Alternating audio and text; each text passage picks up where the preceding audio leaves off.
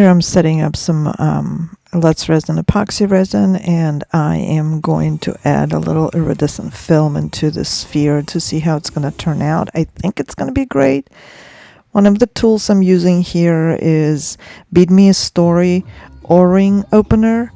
I have found it super essential, and I can't find it anywhere besides their website, and sometimes they are out of stock, so it's Bead Me a Story O-ring opening tool. I think that's what it's called. But so I have found it absolutely indispensable when I work, especially with the small spheres, because I think this one is like 1.3 inch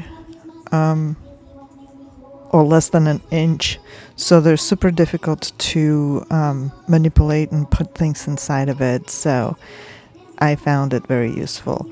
And obviously the toothpicks and tweezers are my favorite, and the tiny little cups that I use. I really hope this sphere is going to turn out great. I think I'm going to make it into a necklace. Thanks for watching.